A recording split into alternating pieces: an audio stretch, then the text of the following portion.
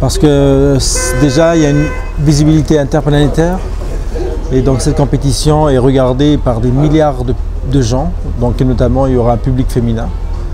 Et donc on compte bien sur ce public féminin pour regarder cette Coupe du Monde.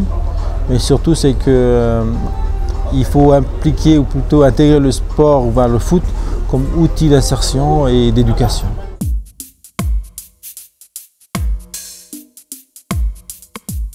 Moi j'ai trouvé que quand cette génération-là était plutôt reposée sur un climat assez familial. Et c'est pourquoi il y avait autant de femmes, parce qu'elles étaient, je dirais, sécurisées, de voir que en même temps c'était nos familles qui se déplaçaient avec nous. Donc automatiquement les familles se regroupaient, comme dans tous les stades européens. En Italie, ce sont des familles qui se déplacent, en Espagne pareillement, voire même en Angleterre. Donc je crois que quand on parle de sélection nationale, bien sûr que nous, les hommes, on a envie d'avoir un public féminin, ça c'est clair, on apprécie beaucoup plus, mais c'est vrai que on dit souvent que les connaisseurs sont les hommes, c'est faux. Il y a aussi des femmes qui sont aussi connaisseurs et qui connaissent très bien le football, et tant mieux.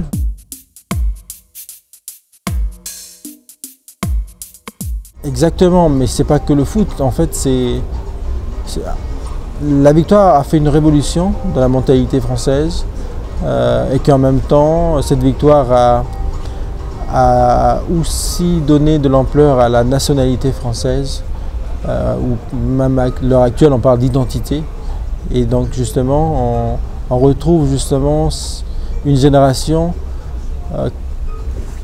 qui s'est révélée à la France et que consciemment, les uns et les autres se sont retrouvés, se sont approchés.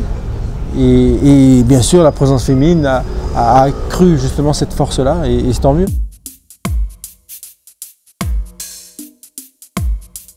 L'état d'esprit du groupe, en fait, on avait un état d'esprit, je dirais, identique.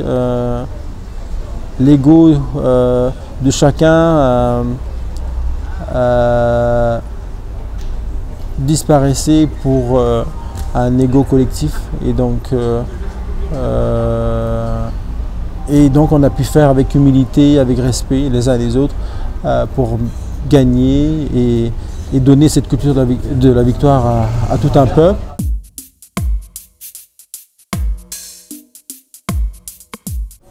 Déjà il y a un rayonnement qui va se faire autour de l'Afrique du Sud, et puis en même temps une remise en conscience. Il y a la mémoire qui va revenir en disant que oui, effectivement, il y a 10 ans de cela ou 20 ans de cela, c'était l'apartheid, et que ni les uns ni les autres pouvaient se croiser ou avoir un événement ensemble, ou voir un événement ensemble, changer, interchanger, etc. etc. Et que grâce au sport, où on peut encore une fois être visible, et en contrepartie, tout le continent africain va pouvoir être reboosté socialement, économiquement, parce que bien sûr, quand on parle de Coupe du Monde, on parle aussi des transports aériens, des voyageurs, des voyagistes, oui, des supporters, des fans.